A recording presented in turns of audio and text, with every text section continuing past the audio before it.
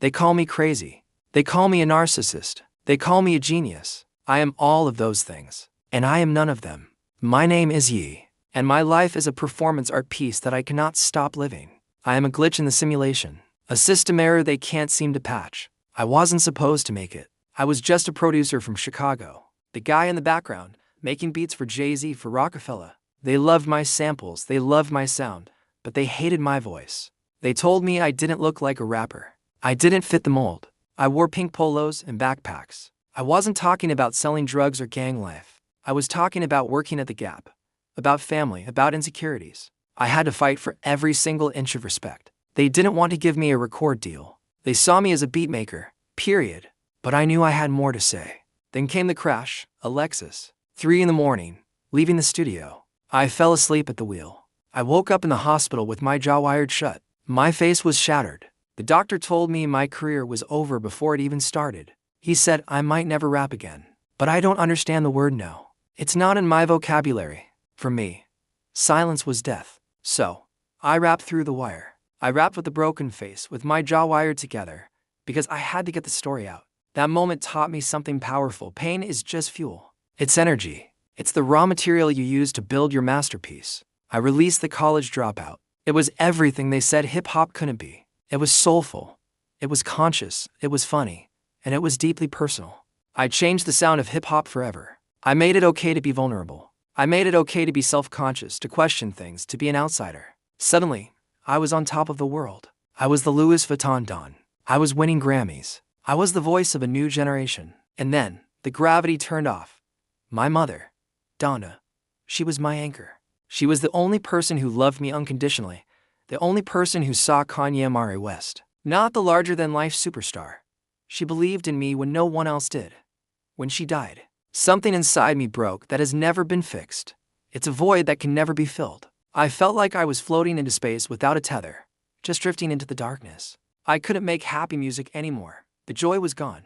So I made 808s and heartbreak. I sang with auto-tune because my real voice was too heavy to carry the sadness.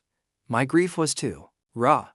I poured all my loss and confusion into that album. And at the time, people hated it. The hip-hop community didn't understand it. They called me soft. They said I lost my touch. Then, 5 years later, everyone sounded like it. Drake, The Weeknd, Travis Scott, the whole landscape of music shifted. That's when I realized that being ahead of your time is a lonely place to be. You're walking a path no one else can see yet. Then came the villain arc, the moment that defined me in the public eye for a decade. The VMA letters, Taylor Swift, the Hennessy bottle in my hand. I walked onto that stage because I believed in truth over politeness. I believed Beyoncé had one of the best videos of all time. It wasn't about hurting Taylor. It was about speaking what I felt was an undeniable truth. But context doesn't matter when the mob decides you're the bad guy. In that moment, I became the most hated man in America. A monster. A caricature of an egomaniac. The backlash was biblical. I fled to Hawaii. I exiled myself. I had to escape the noise. Escape the hate.